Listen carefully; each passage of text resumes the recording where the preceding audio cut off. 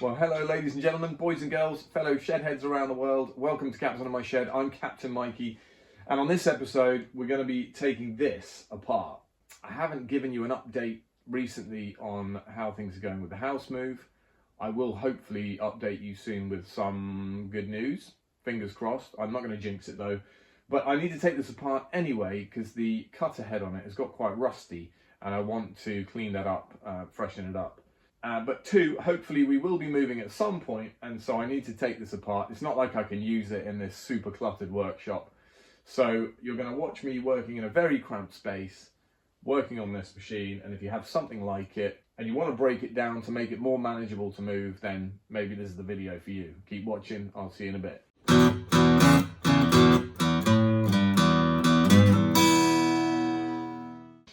Well, you can see this cutter head really does need a bit of TLC. This is at the moment surface rust, but it is going to be causing some damage if I don't get rid of that and treat it soon. So that's the priority. At least this bit is easy to take off.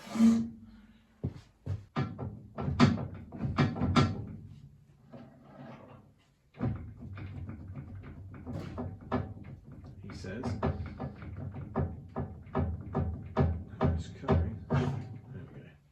Start by taking this off and see what we're working with behind there.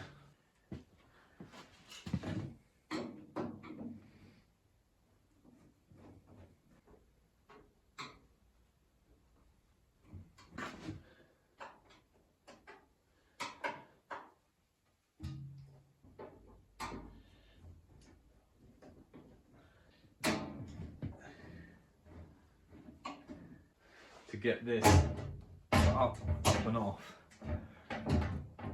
Yeah, 4 hex head bolts there.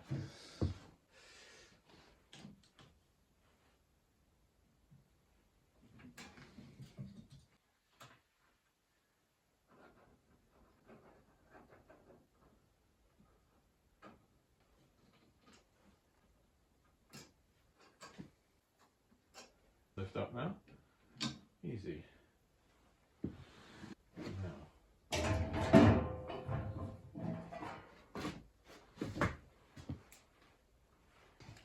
I'll take this off next, just to get it out of the way, really. But I think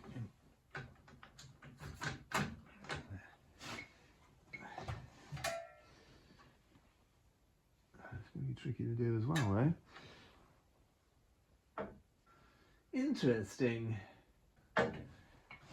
Problem is I can't get to the bolt heads here unless we go through there, then you can. Obviously why those holes are there. Now it won't reach that way though, will it? So we haven't really got the leverage here. I need something. Thin pipe would work better than this, but this is what we've got. There we go.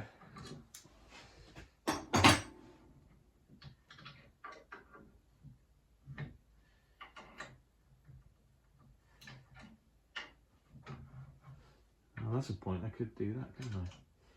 That would have been easier. There we go.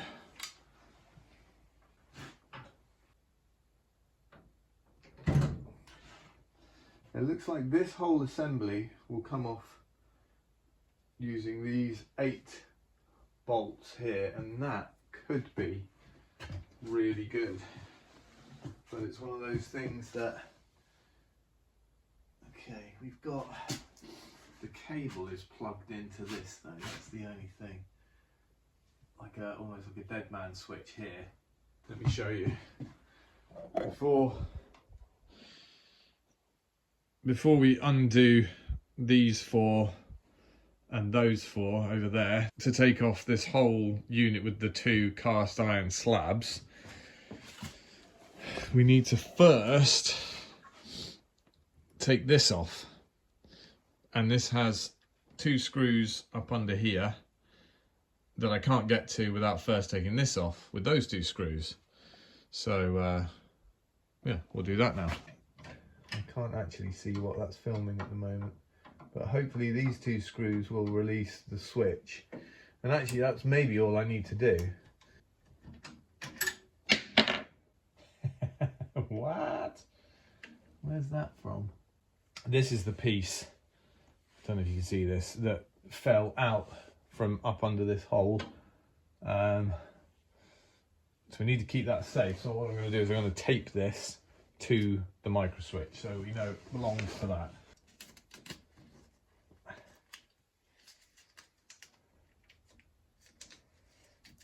There we go. Right.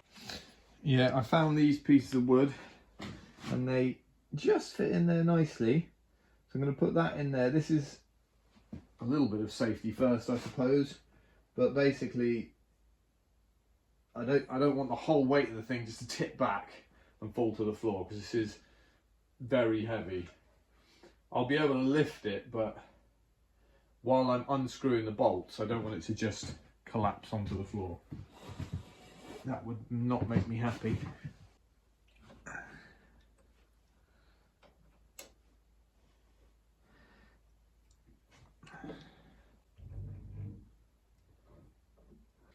Don't jinx it, Mike. Really nicely built, this this machine, I have to say. Nice heavy duty construction. Okay, wish me luck everybody. This is going to be heavy as all hell. Put it down there. Not too bad, not too bad.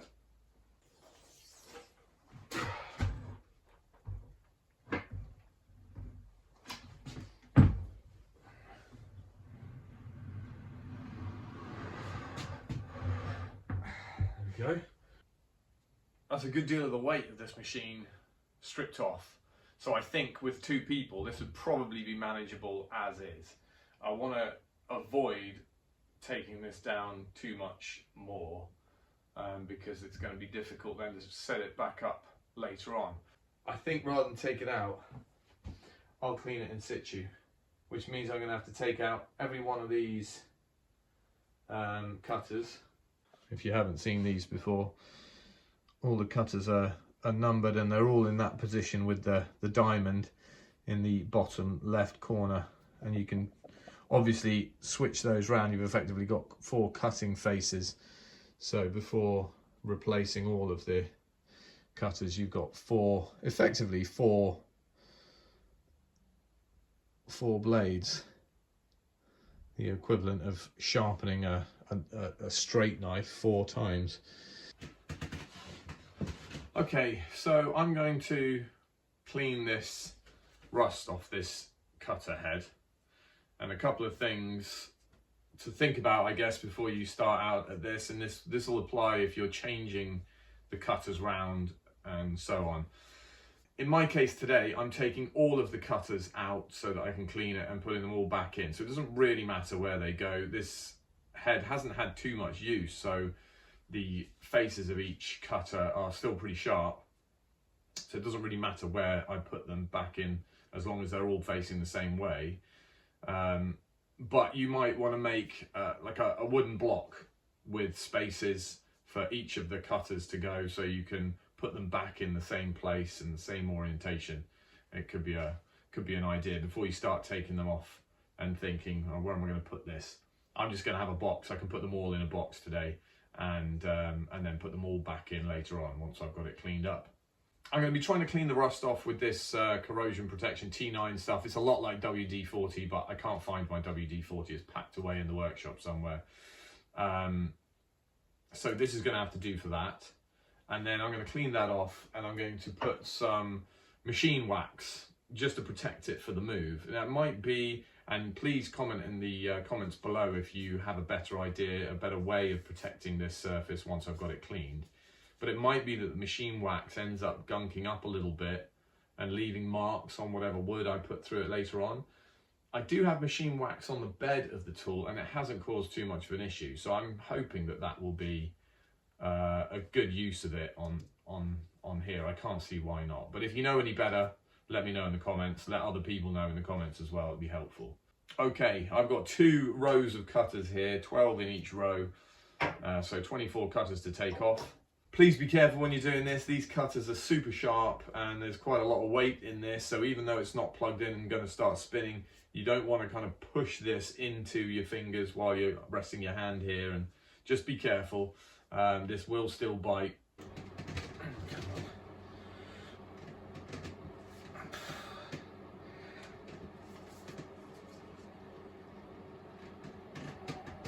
God damn it.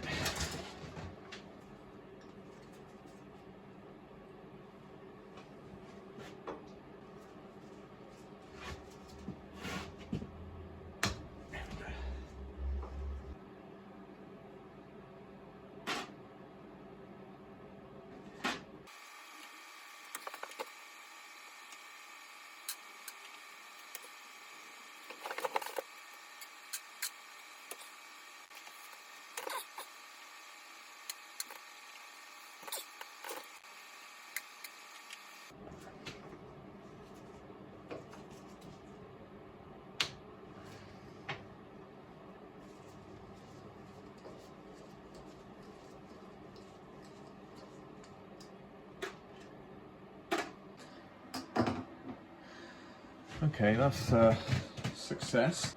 All the bits are out, and you can see underneath the bits pretty clean. In each corner there's a little bit of, I guess, just fine sawdust and perhaps some resin from the wood that it's cut over time. And also on each of the bits you can see the same thing, but it just brushes off. I'll start off by wiping away, just with some paper towel initially, the loose rust.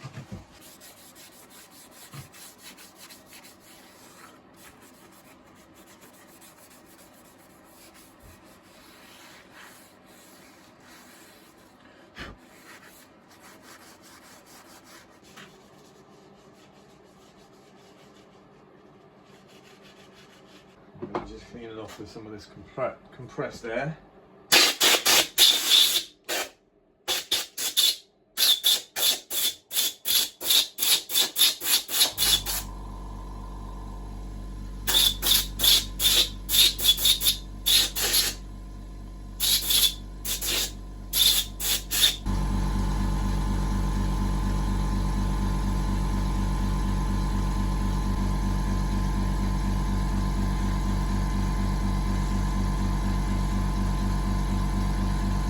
One thing that didn't go brilliantly, one of these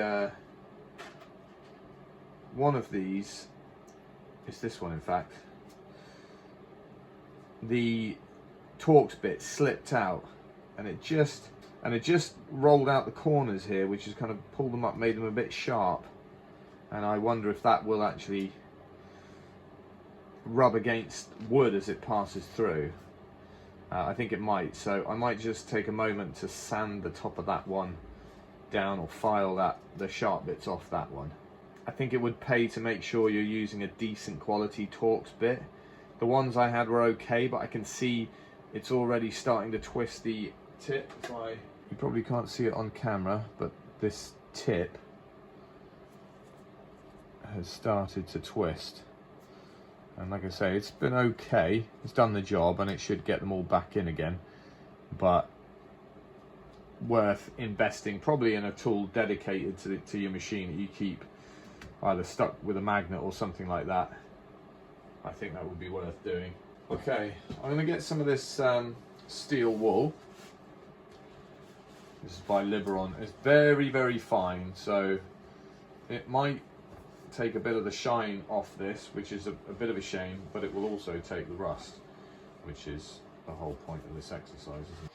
Now this might make the camera wobble a little bit, but it's the best view I can give you as well, so see how this works out.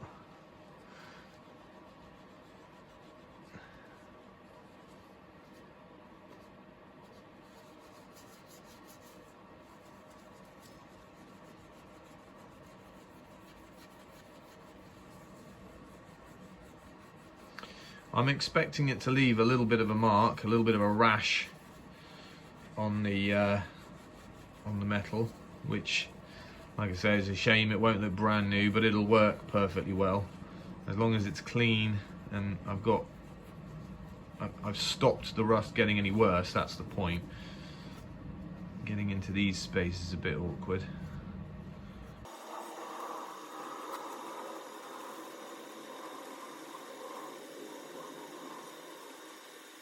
So you can see it's getting to work here, which is promising.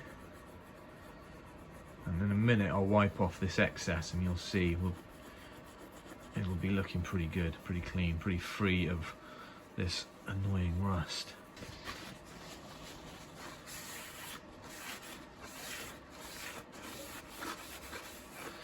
Yeah, as I suspect, just the very beginning of some pitting there. It's taken the kind of shiny surface off, but it is rust free now. Hopefully that comes across on camera.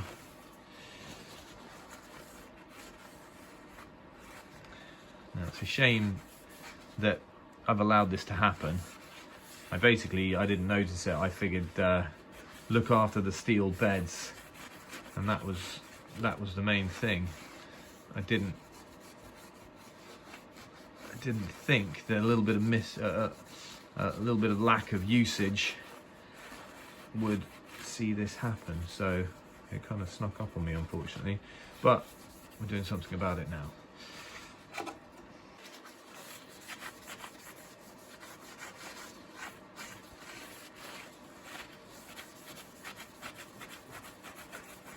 Yeah, that's it. Like I said, you can obviously see where that lovely surface luster has been taken off, but it is just cosmetic. I actually can't feel that with my finger. That is where the rust has gone a little bit deeper than I hoped it would have. But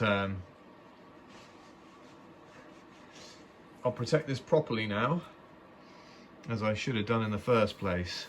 So naughty Mikey, but yeah, it is what it is. The Axminster Workshop machine wax here. Other machine waxes are available, obviously. I'll try and put a link to this in the description below.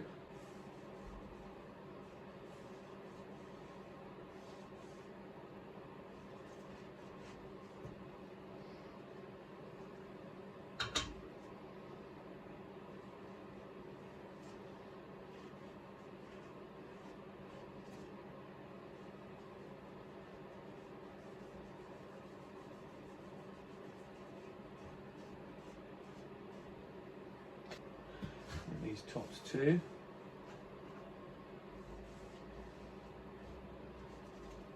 This has picked up a little bit of rust as well, so we'll cover that up. We can start putting the cutters back on. Make sure it's seated well, pushed back in, and you've cleared any dust from underneath it so that it sits nicely.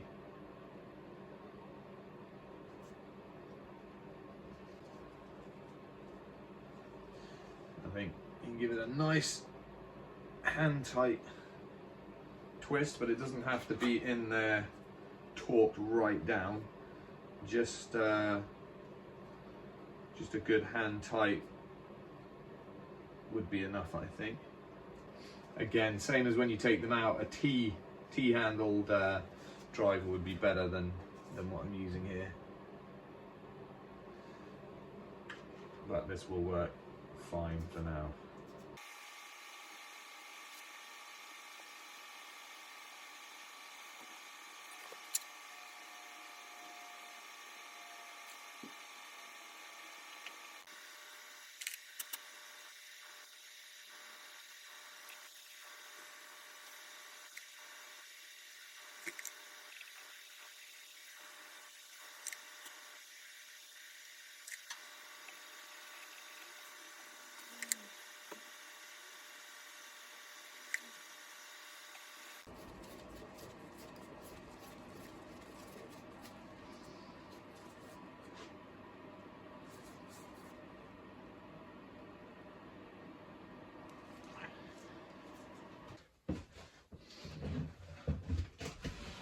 Okay, that's all done. I reckon this is nicely protected now from rust in future.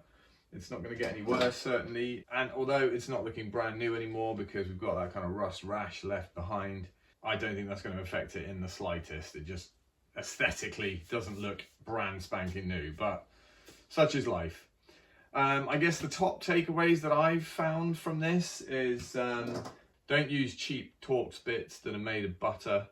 This did okay, but I would probably, I'm probably going to consider now buying a dedicated tool for the thickness planer that stays with the machine, either probably on a magnet stuck to the side somewhere like that. Have somewhere prepared to put your cutter bits once they've come off the head, in a way that you can orientate them the way that you want them to go back in and in the correct position. Like I said already, for me, not a problem today because I'm just taking them all off and putting them all back on in exactly the same orientation. But if you are changing a few around, you want to know where that specific cutter is going and in what orientation.